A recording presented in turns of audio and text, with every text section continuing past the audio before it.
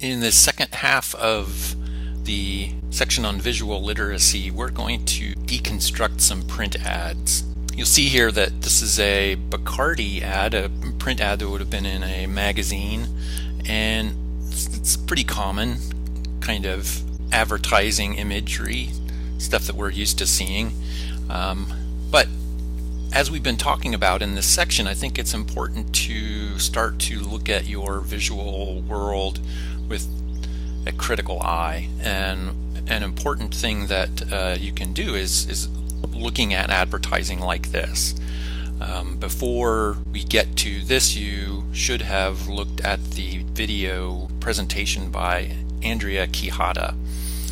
So if we look at the video by Andrea Quijada, and she is responsible for starting this organization, Media Literacy Project, which is good stuff in terms of thinking about this idea of media or visual literacy. And what she's pointing out in an ad like this, that of course you have the text, an ad selling colored contact lenses, but she points out some not so desirable aspects of it, such as the fact that this line suggests that someone who's 20 is starting to be over the hill, is getting old.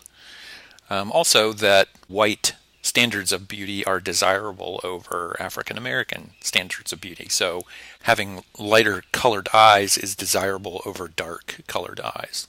So what we're going to do is practice this idea of looking at the subtext in some other advertising images, talking about this idea of the subtext of a print ad. So, looking at this ad, what do we have here? We have a lot of young, attractive, smiling people holding drinks, looking like they're having a good time. And of course, that's what the Bacardi company wants to sell you, is this idea of a good time. But I think it's important to pull this ad apart and think about the content that's underneath this obvious surface.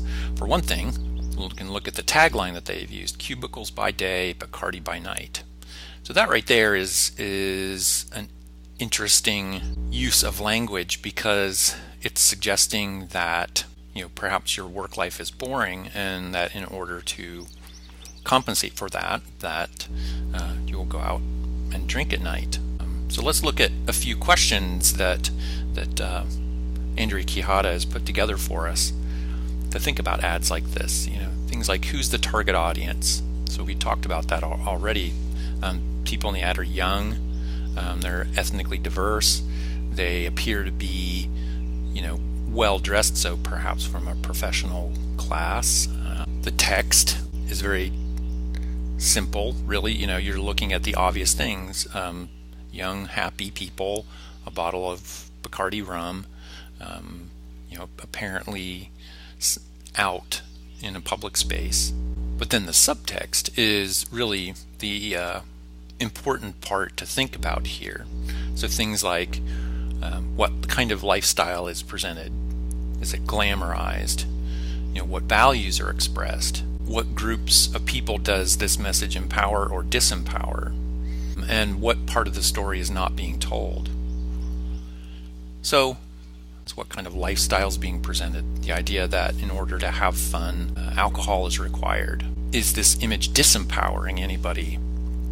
Well, if you are not part of this crowd that needs alcohol in order to have a good time, then you're not part of the in crowd. What part of the story is not being told? And I think perhaps this is maybe the most important, and that is thinking of all the things about drinking that are negatives. Not making sound decisions when you've had too much to drink. So unprotected sex, driving under the influence, the potential for violence or for rape. There's a lot of subtext to idea of drinking that is not being told here, and that is obviously very important to be told.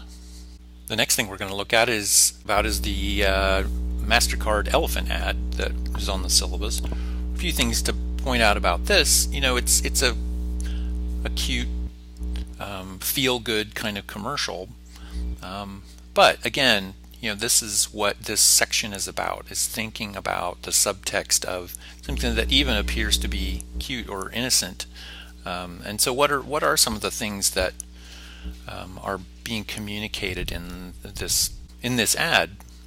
So for instance, the music is meant to be somewhat sentimental, maybe even reminiscent of a Disney movie or Steven Spielberg movie.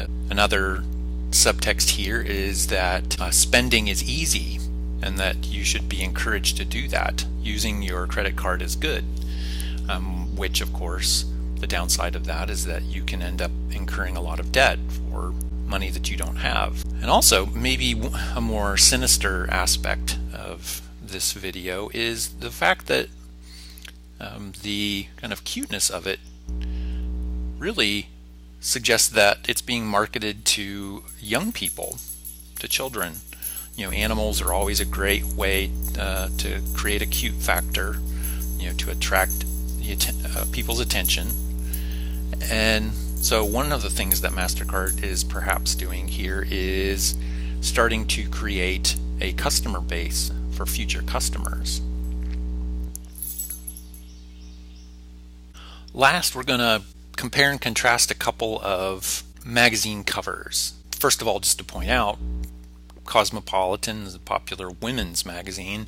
Maxim is a men's magazine. So there are some differences here, but of course there's several similarities. One thing, maybe a more obvious thing to point out, is just the difference in the two images on the covers. Since one is a women's magazine, the model, Carrie Underwood in this case, is dressed fairly conservatively. It's not provocative. Whereas with the men's magazine, Rosalind Sanchez is posed in a kind of provocative way, in an image that's perhaps even reminiscent of pornography. But when you start to look at some of the headlines, the taglines on these magazines, that's the important thing to look at as well.